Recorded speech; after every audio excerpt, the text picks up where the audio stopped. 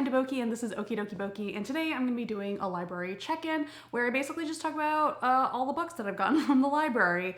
I did one of these earlier in the summer where I had basically kind of done my initial return to the library after having been traveling for a while. So I checked out a bunch of books to read for the BookTube prize, checked out a bunch of other books that I wanted to read. So I'm going to start out by catching up on those, and then I'm going to move into the books that I currently have checked out and talk about my reading plans. There's a lot of books to talk about, so I'm just going to jump right into it. So starting off from last time, there were the books that I checked out for the BookTube prize. So there was Under the Skin by Linda Villarosa, His Name is George Floyd by Robert Samuels and Toulouse Olorunipa, Sandy Hook by Elizabeth Williamson, and An Immense World by Ed Yong. I read all of those and I've made a whole video about my thoughts for that round of the BookTube prize, so I'll link to that down below. So let's now move on to the list of books that I checked out but didn't get to.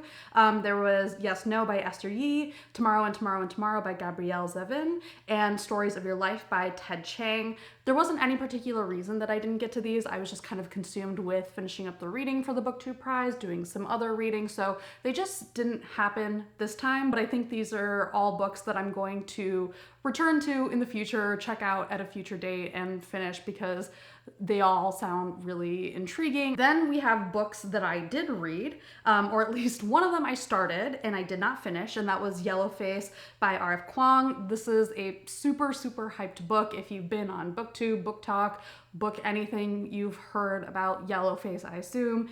And at the time that I made that video, I had read one chapter but kind of put it aside because I needed to do my BookTube prize reading.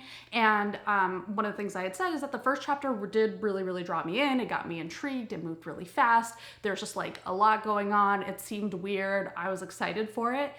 So I put it down and I tried to get back to it. And in the meantime, like, I had gone into Yellowface with some hesitation because I have mixed feelings about the Poppy War. And some of the things that I had heard about in reviews for Yellowface kind of reminded me of the things that I found most frustrating about the Poppy War.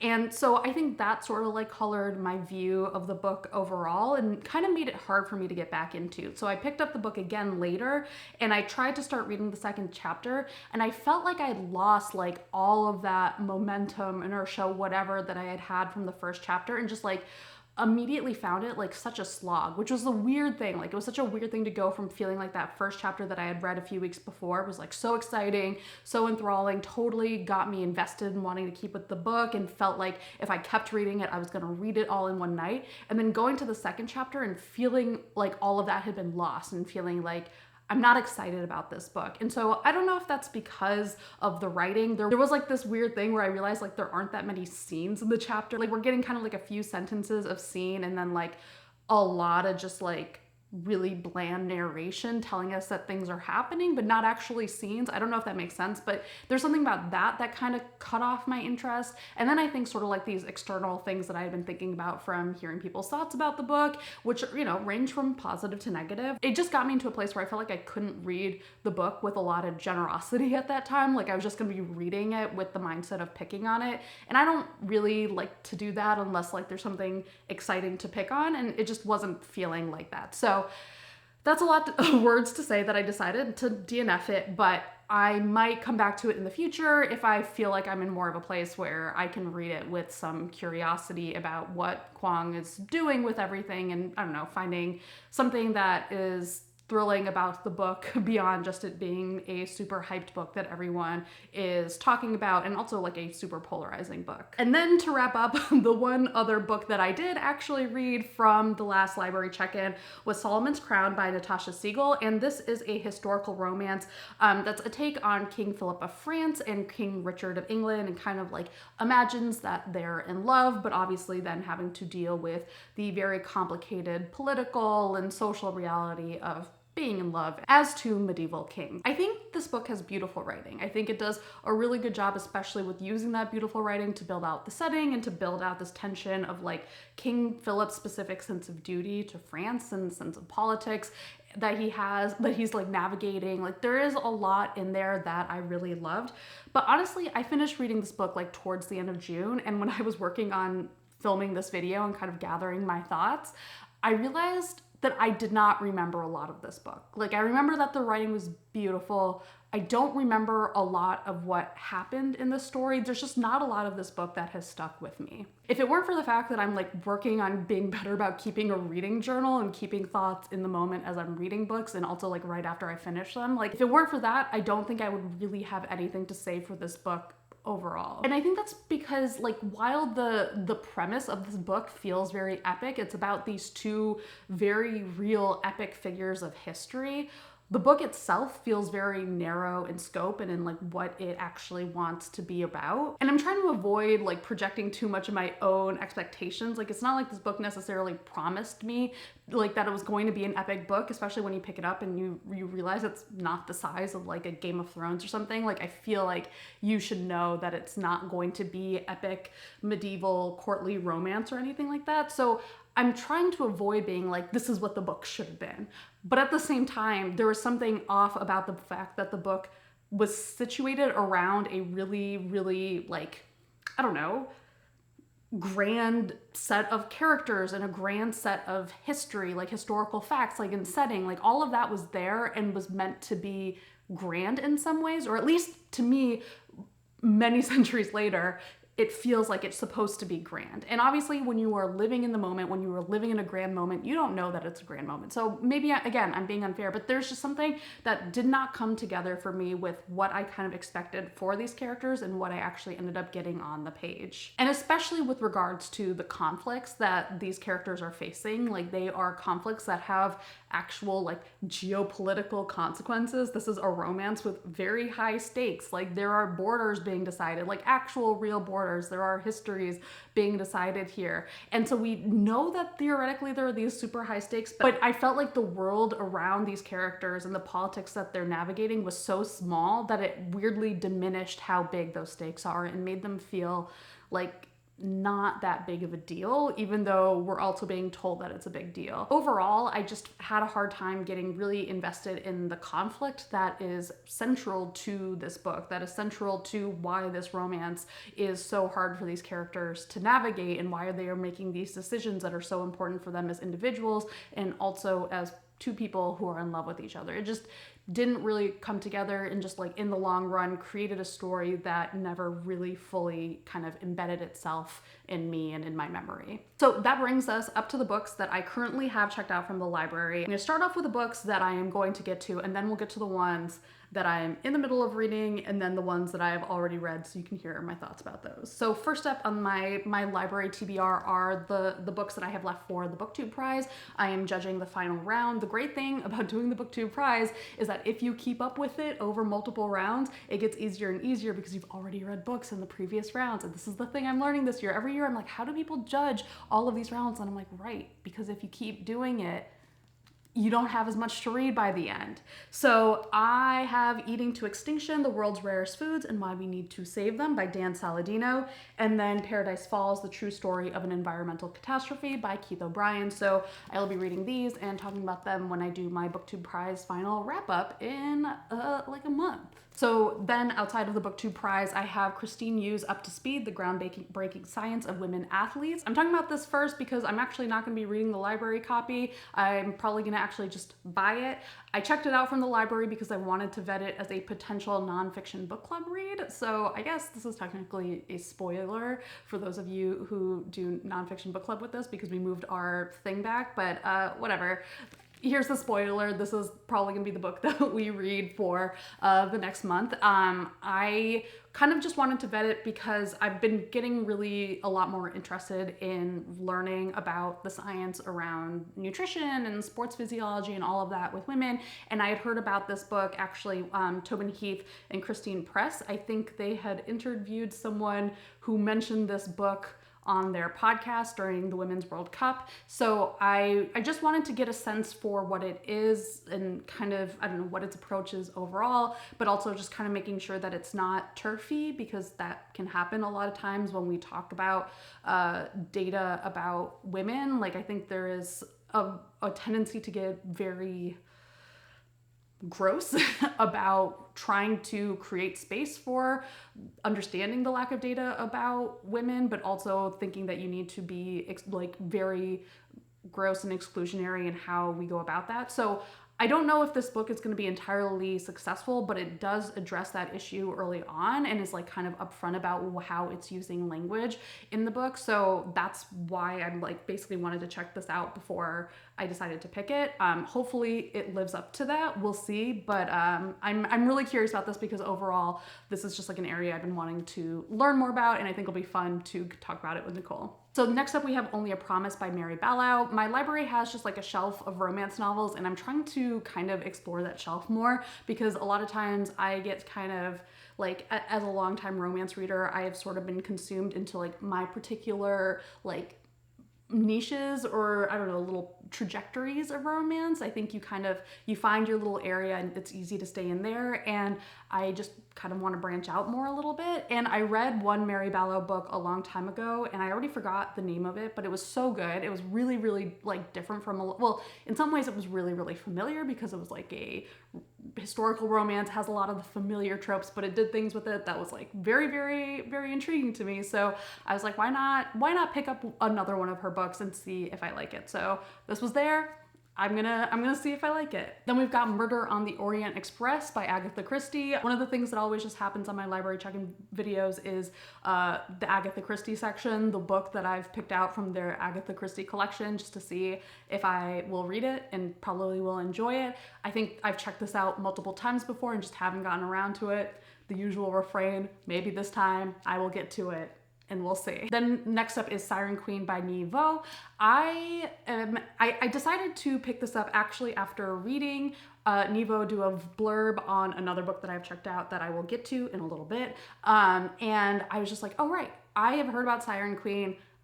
It's got old Hollywood. It's got dark kind of forces at play. Like I gotta give it a try. And so that's why I checked that out this time. I'm really glad that she blurbed the other book because it reminded me that I've been wanting to read this one. And last up on my TBR is The School for Good Mothers by Jessamine Chan. I think just after my miscarriages, I have been really curious about how we talk about pregnancy and motherhood in fiction and nonfiction. And most of my reading has been in the nonfiction category, but I'm trying to branch out more into the fiction category. And this had come out like, I think in the past year or two, and I always thought it sounded intriguing. It has the kind of cover where I'm like, I'm intrigued. So that's why I checked this one out. So originally I said I was going to follow the TBR section up with the books that I'm currently reading, but I'm actually going to start with the books that I read just because I feel like it makes more sense. So first up is Bodywork, The Radical Power of Personal Narrative by Melissa Febos. And this is basically an essay collection that examines personal nonfiction writing, which Melissa Febos has done in various forms. And it engages with it in a number of different ways. One of the first chapters, or I think the first chapter, is like a defense of navel gazing. There's another chapter about writing about sex, another chapter about writing about other people and like thinking about how you do that. And so it's a really, I don't know, it's a navel-gazy book that loves that it's navel-gazy, and I just really wanted to kind of bask in that. So even though I checked this out from the library, I actually ended up listening to this on audiobook because I was just driving to Boston and it was like the perfect length for a Boston road trip.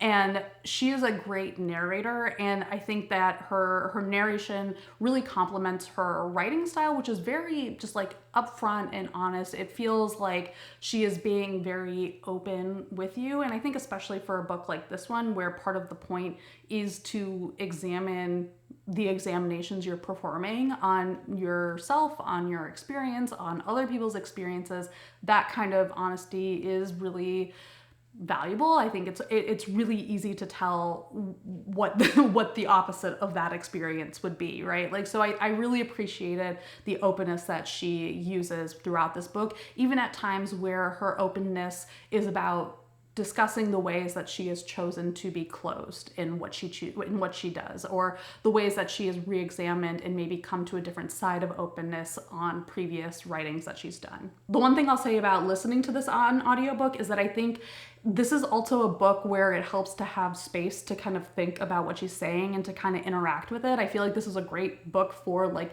annotation. It's a book that you want to highlight or write in the columns. And obviously if you're doing that on audiobook while you're driving across Massachusetts, that is a little bit more difficult. So that was the downside of listening to this on audiobook. I think I'll probably revisit this in the future in print so I can kind of engage with it a little bit more thoughtfully and just kind of absorb it a little bit more more than I was able to on audiobook. So next up is a book that I don't have the physical copy for because I checked it out from Libby as an audiobook, and this is Polaris Rising by Jessie Mihalik. And even though I did not have this checked out on audiobook this time, you can probably go through old library check-ins and find me with the physical copy, because I have checked this out from the library before. I've checked out multiple Jessie Mihalik books before because I have really wanted to get into her books, because they are like space opera, romance things where I'm like, yes, I would like that. I don't read a lot of sci-fi, but this feels like my way of kind of getting into sci-fi. Except that for whatever reason, I have checked out her books from the library and just had a hard time getting into them. There's something sometimes with writing, you just don't immediately click. It gets really easy to kind of set the book aside and you don't finish it. And so that's something that's happened to me with a few of her books. So this time I was smart. I was like, you know what? For some reason, the print is not working for me. But I think this feels like a book that would be great in audio, because there's adventure, and just in general, I have noticed that sometimes there is like certain writing that I just don't immediately get into for whatever reason. And so it helps for me to listen to it in audio and to have someone else kind of like developing a rhythm around the words that I can get into that I can't necessarily like develop in my own head. And that is never an insult against the writer. Like, I feel this way about Jane Austen. Jane Austen was much easier for me to get into once I finally like listened to her writing, because there's just something about it on the page that I just couldn't immediately get. So again, this is not about the writer at all. This is about me as a reader. So getting back to Polaris Rising, this book is about Ada, who is the daughter of the House von Hosenberg, and she has been on the run in space because she doesn't want to get married. And so I think she's been on the run for about like 2 years or something at the start of the book, but her luck has just about ran out. She's kind of gotten captured and stuck in a prison cell with this guy named Marcus Locke, who just has a massive bounty on him because he's done some terrible things. The ship that they are both imprisoned on ends up getting attacked by the man that Ada was supposed to marry, and that sends her and Marcus on the run together as allies who eventually fall in love, but first they have to get through space adventures. Listening to this on audiobook was absolutely perfect for me. It totally drew me into the adventure. I think this is like the fastest I've listened to an audiobook. Like, I started listening to this like a week ago and was done so fast. Usually audiobooks I kind of check in and out of, but this I was like, you know, if I was cooking or doing cleaning or on an errand somewhere, I was always like, I want to know what's going on next. So I'm really glad that I listened to the audiobook. It totally grabbed my attention and just like had me. And then there's this whole world in the book that's built around these families, like the von Hosenberg family in Ada's case, and their business / complicated politics, like all of the stuff that builds out a lot of the tension. Like, I love like a courtly politics kind of book, and this is sort of that. Like, I think the later books in the series are going to be more that, but Ada clearly comes of a world that is all about like political machinations, and she is just trying to survive in her own way. And so hearing about her childhood was super intriguing, and seeing how all of that builds into the events that we watch unfold in this book just, again, totally drew me in, and also set up a lot of interest for me with the rest of the series. By the end of the book, I was immediately sucked in. I was like, I need to read the next one and listen to it on audiobook in particular, because it seems for me that that is the way. Unfortunately, my library does not have the audiobook for the next one, so I decided to buy it. So I have no regrets, but that was kind of a bummer, but whatever. I was just too impatient to be like, hey, library, you should get this audiobook, and like put in the whatever, the requests thing for them to like be like, hey, maybe we should buy this audiobook. I was too lazy for that, so I just bought it. I keep talking about how much I enjoyed the audiobook, so shout out to Emily Wu Zeller, who was the narrator for this. The one thing I will say, and this is a big con to the book, so like, you know, despite all of the good things that I'm saying about this, I am a longtime lover of romance, and so, you know, this is especially disappointing to me with this book. The romance just did not work for me. I did not understand how these two jumped from lust to love in the way that they did. It just didn't line up as well as everything else in the story did. Like, there was so much about this book that felt so well plotted and felt like so well thought out. And the fact that Ada and Marcus go from clearly having the hots for each other, which, like, totally get it, understandable, they sound like two hot people, but like understanding how they go from thinking that they're both hot to like realizing that they're also in love, or like that they're falling in love, or that they like care about each other. Just something about that did not land for me. The book did do a little bit of work of at least acknowledging the issues that they have, like that they both have, that keep their relationship from being perfect. So I appreciate that the book is not trying to sell me on the idea that they should immediately be in a perfect relationship together or something like that. Like I appreciate that the book understood that they have work to do, but I wanted to be able to understand more of the foundation that they're building that work on, and that just didn't come together for me. The other smaller things, this is so much smaller, but it is something that was kind of frustrating to me. Ada's like background in this like house consortium, like political world, has given her what we know of as her public persona. She will basically, whenever she goes into a stressful situation where she needs to like project a certain image, she says, I put on my public persona, and it just keeps coming up. It sounds basically after a certain point like a Pokemon attack. She says public persona, and her public persona is on. Eyebrows are arched, her demeanor is icy, like all of this stuff on. But again, it's done in this very Pokemon attack kind of way that sounds, after like the first 20 times that it's said, like it starts to sound a little bit silly, right? And especially for something that seems like it's supposed to be a finely honed craft on Ada's part, like just having it be stated again and again, it didn't work. But that's small. Even the romance thing, I found it frustrating because I wanted this to be a really good sci-fi space opera romance situation, and it wasn't that. But everything else about this book has completely drawn me in, and I am invested in this series. Next up is The Center by Ayesha Manizia Siddiqui. One of my friends recommended this to me, and I was very excited for this book based on her recommendation. So The Center is about this woman named Anisa who wants to become a translator. She is from Pakistan. She speaks Urdu, so she spends her days kind of translating movies, but she really, really wants to be like a literary translator. And her boyfriend Adam is weirdly good at picking up languages. Like she's just constantly amazed by his ability to pick up languages based in what seems like an instant. And so she finally asks him one day how he does it. And reluctantly, he tells her about the Center, which is a top secret place that promises you that you can learn a language within 10 days. And so intrigued, she goes off to learn from the Center, but of course, things are not what they appear. There are things that are maybe dark lying underneath all of that promise. This book, you can see, it is a small book. It is very, very fast, and it has a lot going on, which makes it both a very exciting and very frustrating read. It's really like, I honestly, I finished this like a few days ago, and I feel like I'm still piecing together how I feel about it. And I think that my biggest takeaway from this book is that it is a really good book to talk about with other people. I'm so glad my friend recommended it to me, because I was basically texting her right after I was done so that I could process some of my feelings. And I feel like I am still processing those feelings. It has a lot of ideas about translation and learning and language that it's like working through, and again, at a very fast pace. And as someone who doesn't really know that much about the art of translation, I think it presented those ideas in a way where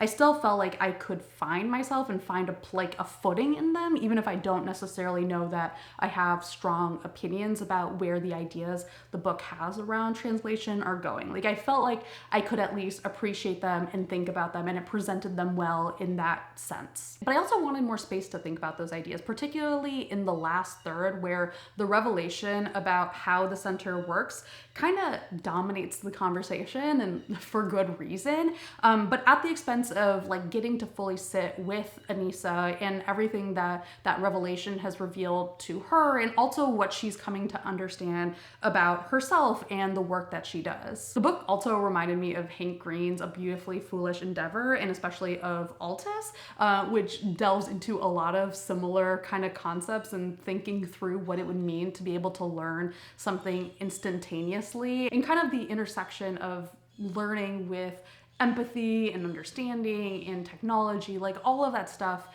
in that book kind of felt like it was coming up in this book as well in a different packaging in a way that I really, really enjoyed. So I think if you're someone who enjoyed that part of A Beautifully Foolish Endeavor, you might enjoy this book as well, because it delves into that, but in a very different context, like in the context of the diaspora, of thinking about, like, I don't know, family relationships, just in a very different context from what Hank was doing in that book. I really wish I could describe that connection more, but it's been a while since I've read A Beautifully Foolish Endeavor, but maybe one day I'll return to it so I can kind of think through those connections more. So I would definitely recommend this book. It's fast, it's interesting, and also if you're looking for a good buddy read book, I think this is a good one. So we've talked about the books that I'm going to read. We've talked about the books that I've read. Let's talk about the book that I'm currently reading, that I'm deeply obsessed with, and that, like, as soon as I'm done with this video, I'm probably gonna return to reading, because I'm so in love with it. But it's also a very, very specific kind of love. It's not going to work for everyone.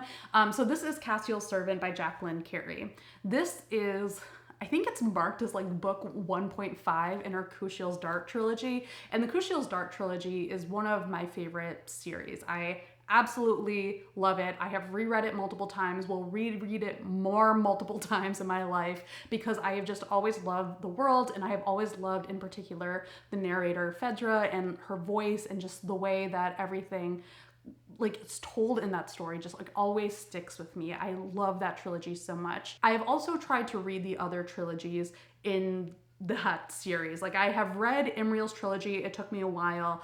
I started reading the last trilogy. I forget, I'm like completely blanking right now on the heroine's name.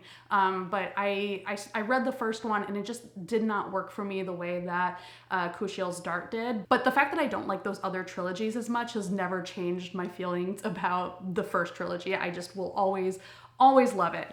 I did not know this book was coming out. So this is basically a retelling of the first book, but instead of being from Phaedra's point of view, it is from Jocelyn's point of view, who is like basically her partner throughout the series. But in the first book, they do not start out as partners. They're not even friends. He is basically oathsworn to, like, protect her, and that creates a lot of problems when she gets dragged into political intrigue, and he gets dragged along and is maybe not necessarily the most politically minded person, but also in that experience he becomes close to her in a way that challenges his vows as the particular brand of warrior that he is. So this is the book that Nevo did a blurb for. I saw that blurb because I found out about this book like basically right before it came out. Like, I don't know how I missed that this book was happening, but I found out it was happening and was a little bit nervous about it, because again, you know, the rest of the books in that series have not necessarily landed for me. Even though I knew for sure I was gonna read it,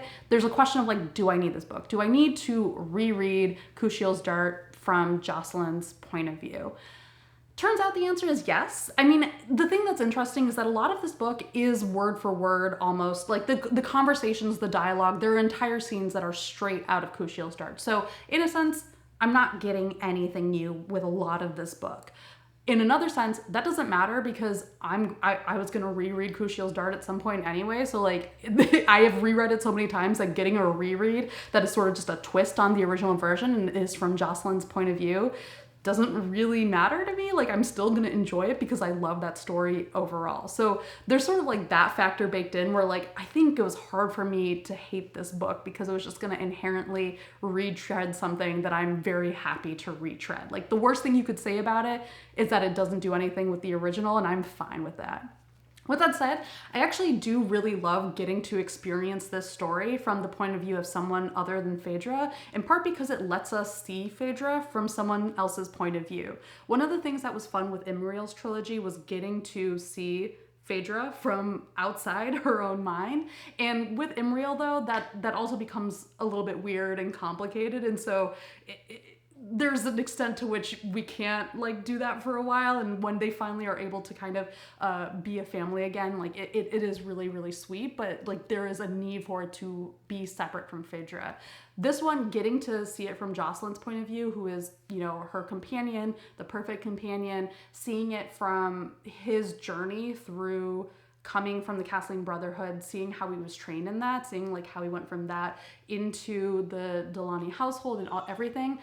It's it's just really cool. Like I really like it. Like this is a character who I have loved from Phaedra's point of view so much that it is really cool to get to kind of experience the story from his point of view. And it also just makes me appreciate that the Cassiel's Dark trilogy, one of the things that it did so well and why I think it is so good, it is because a lot of the side characters are characters who you could write a book like perspective from. Like you could write a version of this book from the perspective of like Hyacinth, of Isandra, like a lot of other characters in that series could have had the book told from their perspective, and you could see the arc of that, you could see the contours of that, you could see what the voice would be, you would see what it would feel like they are so vividly drawn in the books themselves that you imagine them having this whole life outside of just their interactions with Phaedra. And I think a lot of books I've read recently have had side characters who feel like they only exist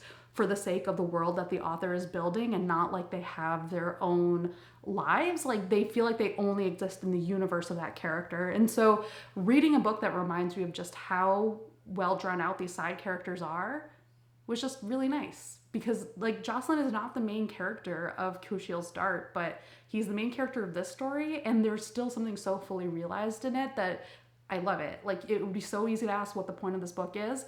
The answer is it exists to tell us Jocelyn's story, and I'm really loving it. So yeah, that was my library check-in. Thanks so much, you guys, for watching. If you want to keep up with stuff that I have been making outside of this channel, you can follow my newsletter at okidokiboki.substack.com. I've been writing for it, which has been a lot of fun just to kind of like sometimes update things on like what I'm reading or it's like reality TV thoughts and whatnot. But I have been posting all the various other podcasts and YouTube series that I work on there as well, like just latest episodes and stuff. So if you want to keep up with that, you can subscribe. I have the link down below. So thanks so much, you guys, for watching, and bye.